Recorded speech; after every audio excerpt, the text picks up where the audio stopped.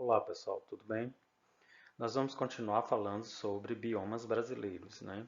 Na aula passada a gente falou da importância da vegetação, né, para o equilíbrio ecológico de um ecossistema, de um bioma, né? Falamos da importância da vegetação para a diminuição das temperaturas, para fornecimento de chuvas, bem como para o bem-estar do homem, de um modo geral, interferindo inclusive em aspectos psicológicos. E aí nós falamos também da classificação dos vegetais, quanto ao tipo de folha, ao porte e adaptabilidade climática. Nessa aula a gente vai falar sobre os principais biomas brasileiros, né? E a gente vai começar essa aula falando que não dá para dissociar o clima da vegetação, né? A diversidade dos biomas no Brasil, né, como está presente aí no mapa à nossa direita, né, do vídeo, ele está relacionado diretamente com a diversidade climática. Tá? Nós vimos no capítulo anterior que o Brasil, pelo fato de estar localizado entre a linha do Equador e seu território passando pelo Trópico de Capricórnio, ele vai apresentar uma grande diferença latitudinal. Essa diferença latitudinal vai influenciar diretamente na variedade de climas, por conta da variação da luminosidade. Nós temos aqui territórios com alta incidência de luminosidade e média incidência de luminosidade. Por conta disso, dessa diferença, dessa distância latitudinal que o Brasil tem em face de sua extensão continental, nós vamos ter aqui uma grande variedade de climas. Essa grande variedade de climas, como nós vemos aqui, clima da Amazônia, amazônico, o equatorial, clima tropical, clima semiárido, clima litorâneo, clima subtropical, né, tropical de altitude. Esses tipos climáticos, eles vão refletir essa diferença de latitude que existe em nosso país. Se a gente fizer um cruzamento de informações do clima, do mapa do clima, né, presente aqui nessa representação, com o mapa da distribuição de vegetação, a gente vai perceber que há uma coincidência, né, entre tipos climáticos e biomas. Há uma proximidade muito grande. Por exemplo, na área delimitada pela floresta equatorial, que está representada pela cor laranja, se parece muito ou coincide com a área delimitada pela chamada floresta amazônica, que é o bioma que sobrevive, que se alimenta dessa grande quantidade de água e sol o ano inteiro. Vejam o caso aqui da caatinga, do clima semiárido. Ele vai coincidir com a área delimitada de caatinga, que é uma vegetação xerófila adaptada a ambientes secos. Percebam que o clima subtropical vai ter uma íntima relação com a presença do bioma araucárias, ou mata dos pinhais, que é um bioma mais homogêneo, né, vegetação mais homogênea, folhas finas e que vai ter uma adaptação muito boa a climas de temperaturas mais amenas, né, de temperaturas médias a mais baixas. Observem que na área de clima tropical há uma convergência com a presença do chamado cerrado, que é uma vegetação tropófila, que vai ter como características a presença de um ambiente ora úmido ou ora seco. Então, a gente pode dizer que, devido à extensão latitudinal do Brasil, nós temos uma grande variação de climas. Essa variedade de climas vai se refletir também na diversidade do nosso tapete vegetacional. Se nós temos diversos biomas, né, isso se deve à grande variação de climas. Quanto maior a variação climática, maior a presença dessa variedade vegetacional. E a gente lembra que a vegetação vai refletir as características do clima. Então há uma íntima relação entre uma interação entre clima e vegetação. Então o clima, ele interfere diretamente nas formações vegetais, tanto em relação ao porte, ao tamanho da folha, né, a adaptação desses vegetais ao tipo climático. E aí o Brasil, pelo fato de ter uma grande diferença latitudinal no seu território, ele vai apresentar uma grande variedade de vida, ou que a gente chama uma grande diversidade de vida. Nós somos um país que está entre os países que apresenta uma das maiores biodiversidades do planeta. Isso é muito bom para o Brasil, porque a gente pode aproveitar, ou poderíamos aproveitar ainda mais essa riqueza dos nossos biomas, da nossa vegetação, para a produção de medicamentos, né, para uma utilização econômica maior, que não apenas a produção de madeira ou de carvão, como historicamente acontece. Tá? Então, há uma íntima relação entre clima e vegetação. A variedade de tipos climáticos vai refletir o nosso tapete vegetacional, a variedade dos tipos de vegetação que a gente tem aqui no país. Então, quais são os nossos principais biomas, né? Lembrando que bioma, né, é um conjunto formado, né, da interação de um clima específico, de um solo, de um relevo, né, de uma fauna que vão gerar uma flora específica, vão gerar um tapete vegetacional específico. O cruzamento de todos esses elementos vão dar as características da vegetação de um lugar. E a gente vai iniciar a nossa fala pela chamada floresta amazônica, né? Que está entre as florestas do mundo que apresentam maior biodiversidade de espécies, maior variedade de espécies. Onde ela fica situada aqui no Brasil? A floresta amazônica fica situada por onde corre a linha do Equador. Se vocês observarem a linha do Equador, que tem 0 graus, vai correr por aqui. A gente sabe que a linha do Equador apresenta próximo da linha do Equador, nós temos altas temperaturas e altos índices pluviométricos. Então, essa é uma vegetação que a gente chama de higrófila. Ela é perene, uma das primeiras características colocadas aqui no texto. É uma vegetação perene, sempre verde, verde o ano inteiro, por conta das chuvas regulares e abundantes na região. Ao mesmo tempo, essa vegetação ela é o que? Heterogênea. Ela apresenta uma grande variedade de espécies. Olha aqui essa imagem, né? Nós temos árvores de diferentes portes e de espécies variadas. Ela não é igual como um todo. Ela é perene, verde o ano inteiro, não seca, porque não temos meses secos na Amazônia praticamente. Nós temos meses em que chove menos, mas chove o ano inteiro nessa região de floresta amazônica, nesse bioma. Então você percebe uma grande variedade de espécies por essa imagem, né? Ela é heterogênea, bastante variada, não é composta de uma espécie, mas de diversas, milhares de espécies. Ela é uma floresta também o que latifoliada. O que é uma floresta latifoliada? É uma floresta que tem folhas largas.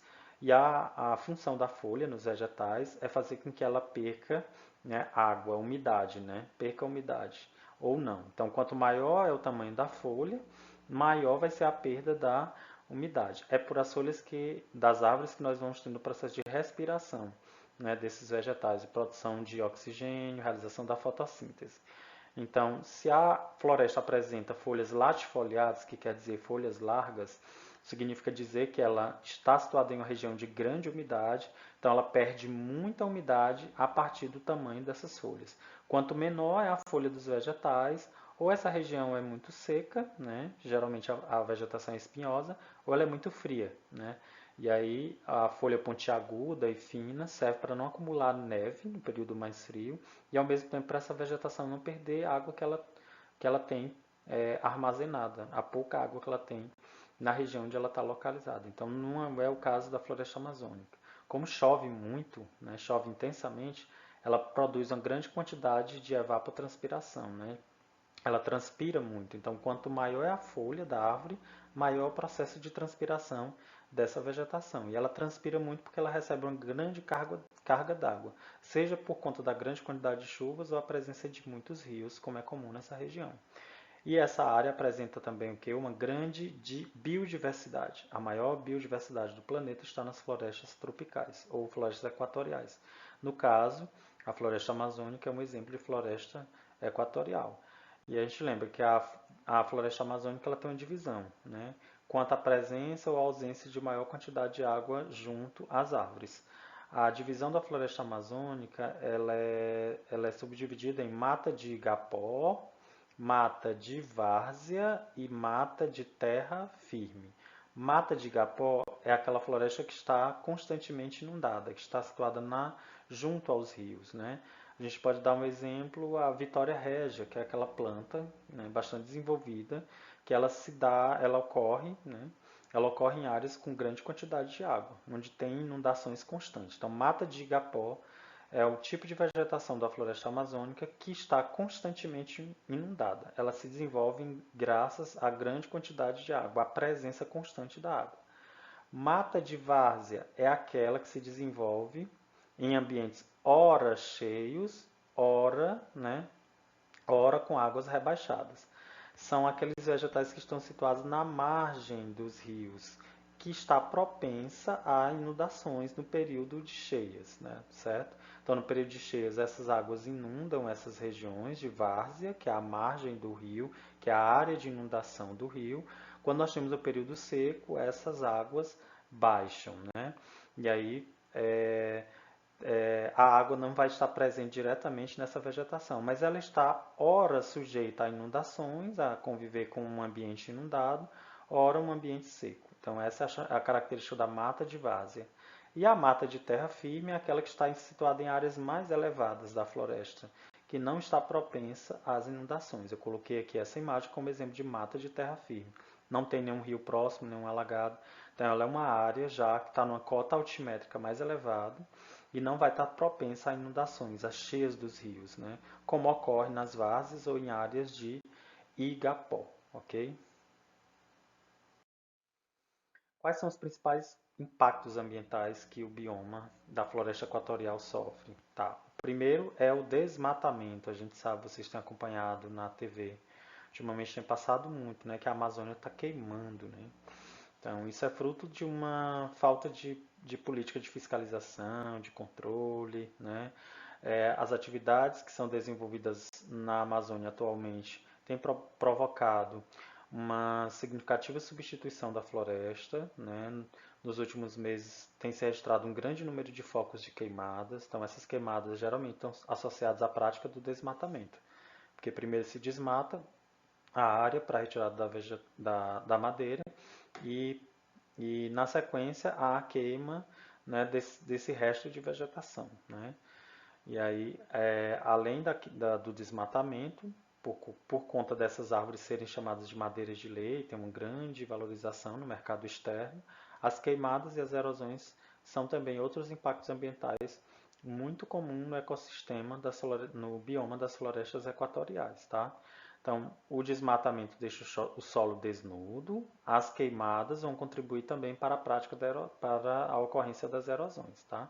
Porque a queimada vai eliminar, né, os vegetais, os brotos novos e os seres micro-orgânicos que revolvem o solo, abrindo caminho para o surgimento de grandes crateras que a gente chama de erosão. Começa com ravinamento, que são filetes no solo, que abrem pequenos espaços, e depois com a ação da água das chuvas, esses filetes acabam virando as chamadas vossorocas, que são as grandes crateras, que geram muito problema para o solo, porque eles deixam o solo cada vez mais pobre, né? Aumentando a capacidade de ocorrência de desertificação nessas regiões. Então, os agentes causadores dessa desagregação, né, dessa degradação na Amazônia é a indústria da madeira. Né, essa madeira é vendida para o exterior, né, mercado internacional. É muito valorizada a madeira de lei da Amazônia, né, então ela chega com grande força no mercado internacional. Grande parte dessa madeira é contrabandeada, pirateada, ela não segue uma regulação ou um controle. Falta esse controle do Estado. E a gente destaca também que a agropecuária é o grande vilão da Amazônia, né? Extensas áreas da Amazônia têm a sua vegetação original retirada para a criação de gado, né? Essas áreas de vegetação natural são substituídas por produção de capim, né? E aí o gado é criado de forma extensiva, né? Como falta controle e fiscalização, esse desmatamento tem sido cada vez maior. Mas a gente lembra que as florestas equatoriais, ou a floresta amazônica, o bioma, ainda é o mais conservado do país, né? Visto que nós não temos aí cidades grandes, como nós temos um grande conjunto de cidades de médio e de grande porte, como nós temos na região sudeste e na região sul, a colonização aí nessa região, a ocupação dessa área ainda é menos intensa em relação a outras regiões brasileiras, em face da ausência de estradas, de ferrovias, de meios de transporte que realizam a integração dessas áreas com o restante do Brasil. Então, essas dificuldades de integração, a existência de uma densa rede hidrográfica, contribui, de certo modo, ainda para uma ocorrência de preservação maior desse bioma. Porém, se nós continuarmos com essa alta do desmatamento, das queimadas, né, em poucas décadas nós poderemos ter aí uma alteração completa desse bioma, a exemplo do que aconteceu com a Mata Atlântica, que hoje resta pouco mais, né, de 10% da floresta original, né, que no passado era bastante extensa no sentido norte-sul do Brasil e apresentava uma grande diversidade de variedades de vegetais, né? Então, essas duas atividades, a produção de madeira, que é muito comum, a gente vê imagens na TV sobre isso, e a agropecuária são duas atividades responsáveis pelo aumento do desmatamento da Amazônia, que é um bioma estratégico, né? Ainda mais quando a gente fala agora de aquecimento global, né? Onde essa floresta ela é responsável pelo equilíbrio, né? Do clima, né? Colabora para o equilíbrio do clima em escala planetária, né? E a gente reforça essa ideia, né, que vocês já viram reportagens e que quando na Amazônia há um grande índice de queimadas, essa fumaça oriunda das queimadas ela consegue chegar até regiões como o Sudeste e a região Sul, porque da Amazônia partem verdadeiros rios, né, que a gente chama de rios voadores, né, que é um processo de formação de massas de ar que se deslocam dessa área da floresta equatorial e conseguem chegar até a região sudeste. Então, o sudeste tem chuvas intensas, graças também à ocorrência de um processo de evapotranspiração intenso que ocorre na região amazônica. Então, as alterações na floresta amazônica vão interferir também em outras regiões do Brasil, no Nordeste, né, no Centro-Oeste, Sudeste e até na região Sul. Então, há que se tenha uma preocupação em relação à preservação, conservação desse bioma, que é estratégico não só para o país, mas para o mundo, porque nas florestas equatoriais, a exemplo da floresta amazônica, nós temos uma grande quantidade de espécies vegetais, de animais, e nós temos uma rica rede hidrográfica, né, concentrando aí grande parte da água doce superficial disponível para uso do homem no planeta. O segundo bioma que nós vamos falar é da Mata Atlântica. A Mata Atlântica é o bioma que começou a ser devastado inicialmente no Brasil, no processo de colonização. Por quê? Porque ele se localiza estrategicamente ao longo do nosso litoral. Vai do Rio Grande do Norte ao Rio Grande do Sul, atravessando parte do interior, né, em estados que vão desde o Piauí, né, até o estado do Rio Grande do Sul. Então é um bioma que tem uma grande diversidade de vegetação, grande variedade. É uma floresta que vive da pluviosidade, da grande quantidade de chuvas que ocorrem ao longo do litoral. E a gente lembra no assunto anterior, clima, que essa área do litoral ela é influenciada diretamente pelas correntes, pela massa de ar tropical atlântica, que promove chuvas intensas em toda essa costa litorânea, né? Então, as chuvas ocorrem praticamente o ano inteiro nessa região, fazendo com que essa vegetação seja alimentada por grandes índices pluviométricos. Então, ela é uma floresta que vive da água das chuvas. Uma floresta pluvial vai ser uma floresta também que tem características heterogêneas, vai ter uma grande variedade de espécies, né, desde espécies arbóreas, passando por arbustivas e herbáceas, como a gente vê aqui na imagem. Bromélias, samambaias, são espécies de pequeno porte convivendo ao lado de árvores de médio e de grande porte. A heterogeneidade dessa floresta está ligada à localização dela, ao clima, à variedade de climas onde ela ocorre, a intensa precipitação que é realizada nessa região por onde se desenvolve a Mata Atlântica, né? E ela apresenta diferentes estratos, como nós colocamos aqui. Apresenta uma grande variedade, desde árvores de pequeno porte, médio e grande porte. E aqui nesse mapa, nossa intenção é fazer uma comparação do que existia de Mata Atlântica no ano de 1500 e o que existia no ano de 2005. Como vocês observam nas duas imagens, em 1500, no período da colonização brasileira, a Mata Atlântica ela se estendia por vastas regiões de vários estados. Em 2005, os estudos da ONG SOS Mata Atlântica, que é uma ONG que monitora esse bioma, mostraram que restava muito pouco da floresta de Mata Atlântica, tá? Basicamente 10%, né, é o que resta dessa floresta por conta do processo de degradação ambiental que esse bioma passou ao longo do tempo. Nós dizemos que é o bioma mais devastado entre os biomas brasileiros, é o bioma da Mata Atlântica. Isso ocorre a partir de uma série de fatores, nós vamos citar aqui. Olha, se a gente observar no mapa da demografia brasileira, que é o mapa que fala sobre a distribuição da população no Brasil, a gente pode observar que essas cores, essas regiões em tons marrom, representam as áreas de mais adensamento populacional. Então, essas áreas de maior adensamento populacional, que envolvem as metrópoles de São Paulo, Rio de Janeiro, né, Salvador, Recife, Fortaleza, Porto Alegre, toda essa região é a área onde se desenvolveu a Mata Atlântica. Então, essa área foi continuamente ocupada, nós tivemos a formação das nossas primeiras vilas nessas regiões. Por conta disso, desse avanço da urbanização, essa mata nativa foi sendo substituída, né? Foi sendo aterrada, desmatada para dar lugar a habitações ou ao desenvolvimento de atividades agropecuárias.